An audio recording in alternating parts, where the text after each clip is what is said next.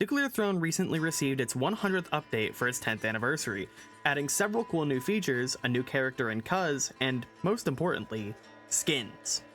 Every character received a new sea skin, each with new challenges to unlock them. Fish got to retire, Crystal started cooking, and Steroids finally put on some pants. Most importantly though, Chicken received a new way to aura farm, complete with another nightmare challenge to unlock it. Chicken already had one of the harder skin unlocks before this, requiring you to reach the sewers as Chicken on hard mode. Hard mode is a pretty big ordeal to unlock in the first place, but I think her new skin might take the cake for the single hardest unlock in the game. Chicken Sea requires you to kill every single boss in the game using the Black Sword, a weapon only obtainable if you loop as Chicken after leaving the Chicken Sword on 1-1. You then have to run an entire loop again, keeping the Black Sword with you through every single boss, and then finally finish your run by defeating Captain at the IDPD HQ. Looping twice and beating the hardest boss in the game is already quite a task, but it can get even worse. You see, the Black Sword f***ing sucks. It only does 12 damage, and while that is double the damage of the Chicken Sword, it is wildly outclassed by almost every other melee weapon in the game. Weapons like the shovel and the sledgehammer both do more damage in a wider area at the cost of a slower swing, but they're both available much earlier and are much better the second you pick stress or trigger fingers. Of course, the Black Sword swings pretty fast on its own at least, and it does have the advantage of doing massively increased damage, while Chicken is headless, requiring you to literally kill yourself to achieve its actual potential. So yeah, the Black Sword sucks, but fortunately the unlock recs for the skin are pretty forgiving. You don't actually have to kill the bosses with the sword, you don't even have to hit them with it. As long as it's in your inventory, it counts, meaning you could pick it up as soon as it's available and then never swap to it for the full run, and as long as you killed each boss and ended at Captain, the skin would still be yours. So that's it then, play Chicken through Loop 2 Captain and unlock the skin. But what if I told you there's an easier way to unlock Chicken Sea? You see, there's a little caveat to the achievement requirements. You don't actually have to play Chicken. Nowhere in the challenge description does it actually say you need to be playing as Chicken for this to work, and it's one of the very few unlocks in the game that doesn't specify a character, alongside Rebel Sea. So technically, you could unlock the skin while playing anyone else in the game, and it doesn't matter as long as you have the Black Sword. This is the Chicken Sea cheese. So how do you even get the Black Sword onto another character? Do you have to play multiplayer and just yoink it from your friend playing Chicken? As funny as that would be, and as much as I kinda wanna try it, no. Our answer to this question lies in the Crown Vaults. Crown Vaults contain crowns, but if you enter while already carrying one, a few things will change. Guardians will spawn if you try to pick a new crown, but something I always would overlook personally was this weird little chest that spawns somewhere in the vault. This is the Proto Chest, and aside from being how you unlock Robot Sea, it's not really something I've ever paid attention to. You see, the Proto Chest lets you store one of your weapons you're carrying to pick it back up in another run, with any character. So basically, we loop with Chicken once to get the Black Sword, and then hit the first crown while we can so we can leave it behind for someone else, die, and then we come back to it with someone who's a little bit easier to play, perhaps. Someone who could dual wield. Steroids is by far the strongest character in the game. I don't think anyone is trying to argue otherwise. He can consistently speed kill basically any boss as long as you have a decent weapon, and by extension can clear stages much faster than pretty much anyone else. So let's give the Black Sword to him. The only issue is you only get one shot before you have to store another sword. Fail once and you're playing Chicken anyway. Is this practical? Not even slightly, but is it funny? 100%. Before we start though, one slight problem. I already have Chicken Sea unlocked. I did it the normal way about a week after the update dropped, and I'll be damned if I'm gonna reset my save for the bit. Therefore, I'm not actually gonna unlock Chicken Sea in this video, but just know that this should work. Another issue, I don't want to play a roughly 10-minute chicken run in between every challenge attempt. Thankfully, Update 100 provides a solution to that in the form of custom mode. Custom mode, among other things, lets us set a weapon to be stored in the Proto Chest every single run.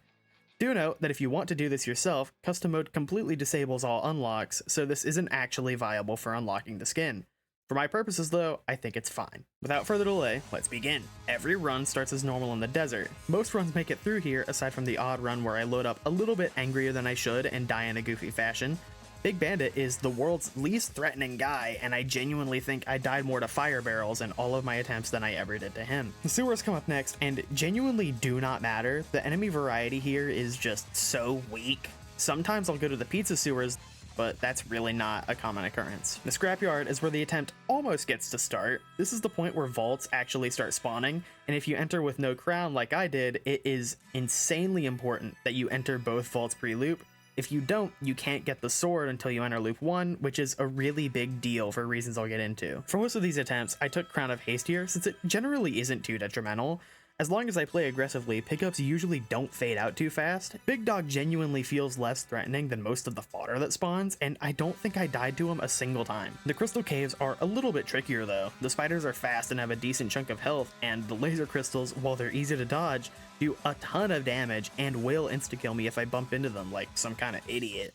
The webbing on the floor kind of sucks too, but it's never been a big enough deal for me to consider taking extra feet to mitigate it. The frozen city is where the run actually gets to start. The enemies start to be pretty threatening depending on what I actually have in my arsenal, but more importantly, this is where we get the second vault, and in the second vault, we get the black sword. You could get this earlier if you already had a crown going into the scrapyard, but it doesn't really matter when you pick it up as long as you get it before the throne. I also choose to drop my crown here since while it's not usually a big deal, I think I can live without the +1 to all my pickups if it means they stick around for a while longer. Going to Little Hunter usually isn't that scary since, you know, steroids. But there were several runs where I had particularly bad weapons or mutations that died here. During my winning attempt, I found a super slugger that sealed his fate in one shot, and this marks our first boss killed with the black sword in hand. Moving forward, the labs usually aren't hard, especially on runs where I have gamma guts or good crowd control to ignore all of the respawn fodder. The super slugger is really strong at clearing crowds on top of its good single target damage, so nothing here even remotely stands a chance. The palace, though, is a different story. The palace has what I consider to be one of the most sinister and evil enemies in the game: the dogs. Palace dogs have a super high health pool, deal a ton of damage, and are very fast once they start pushing you. The other enemies are no slouches either, but they're frail enough that I can clear several of them out with a single shot. This is also the point where the sword actually starts to shine a bit, since from here on out the screen tends to get very saturated with projectiles, and it's a lot easier to avoid getting hit whenever I can deflect or delete anything coming my way. The IDPD that spawn here also can be a little bit of a pain, but they're usually not that big of a deal, and they are nothing compared to some of the things I'll have to deal with later. Pushing through the first actually threatening zone of the run, it's finally time for the throne itself. This fight is pretty easy. The generators go down in only 2 shots, the guardians are just fodder, and the orbs the throne shoots give me infinite health and ammo. It can get a little bit iffy once the throne speeds up its attacks, but once it reaches that point, it's really just a matter of time before...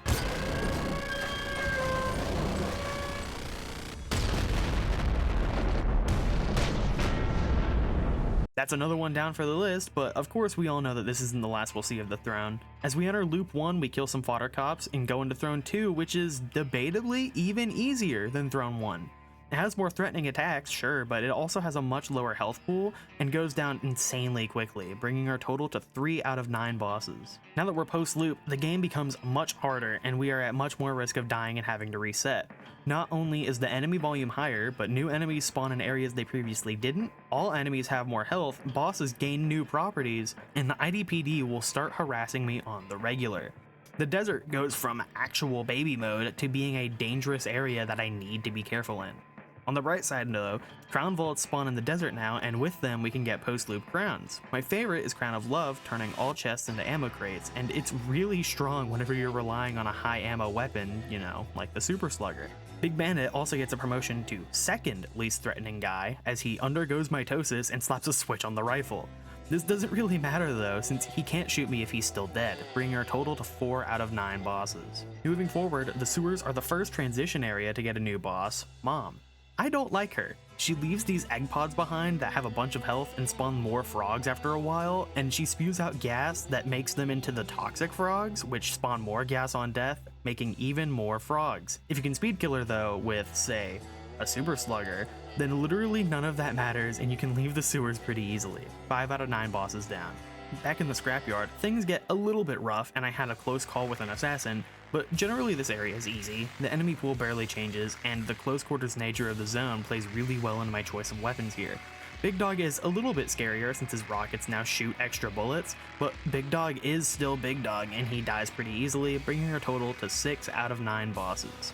Nice. The post-loop crystal caves are a different story though. There are 2 zones that I consider to be run killers, and the post-loop caves is one of them. The new enemies aren't a big deal, they're just lab freaks, but the difficulty here comes from the new transition boss, the Hyper Crystal. I hate this thing.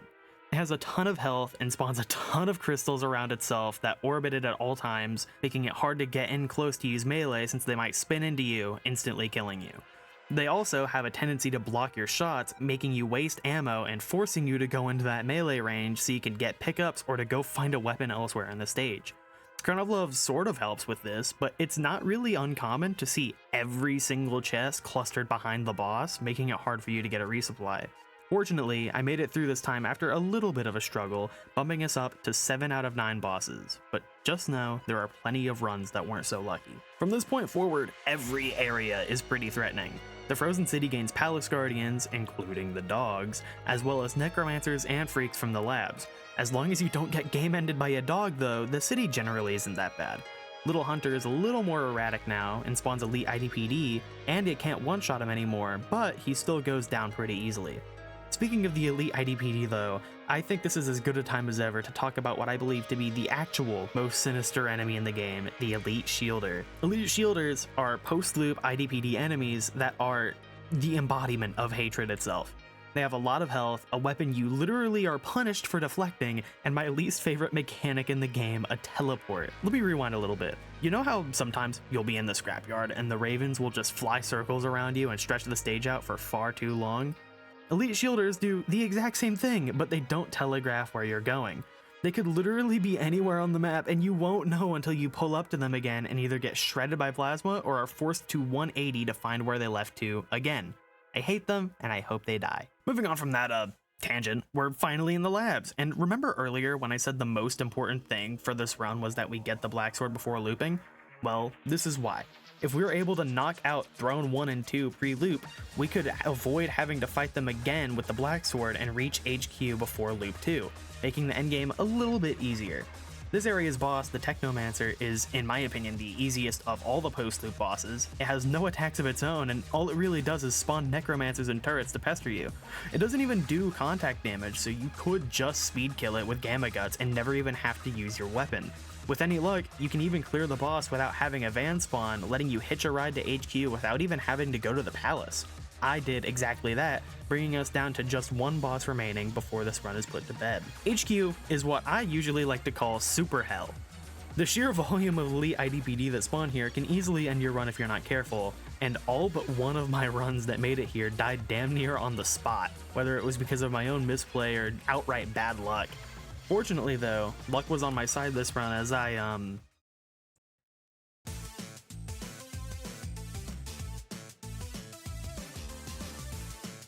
for whatever reason, this HQ run was the actual easiest one I've ever had in all of my years playing this game. The first zone had an entire 2 enemies, and HQ 1 and 2 were both cleared so fast that the backup didn't even get to spawn in time for the portal. I finally made it to Captain, and for the first time in this challenge, I felt nervous. Hours of attempts had all amounted to this, and I think it's just best that I show you how it went.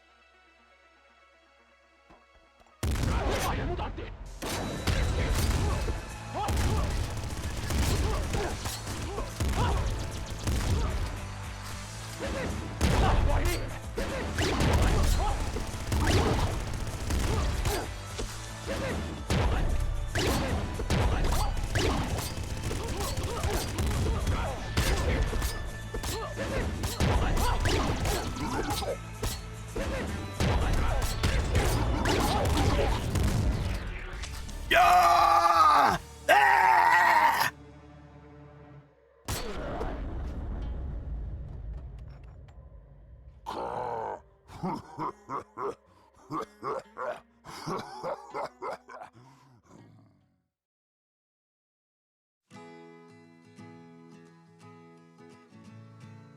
Nuclear Throne is a game that is very close to my heart. I've played this game for almost 10 years at this point, and I don't think I would ever trade that time for anything. I remember my brother bought the indie box edition of the game back in 2016, and it came with this little chicken USB that had a copy of the game on it, and he let me use that to download it on my laptop long before I ever owned the game on Steam. I'm still so thankful to this day for my brother for introducing me to it when he did, since I don't know that I would have ever played some of my favorite games without it. I don't know if I would have ever played games like Risk of Rain or Enter the Gungeon or Dead Cells and Balatro if I had never been exposed to the roguelike genre through Nuclear Throne. As always though, I hope you enjoyed, and thank you so much for watching.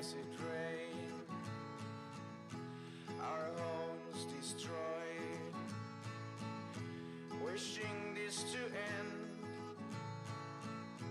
Hey, someone's coming here. I hope it's a friend.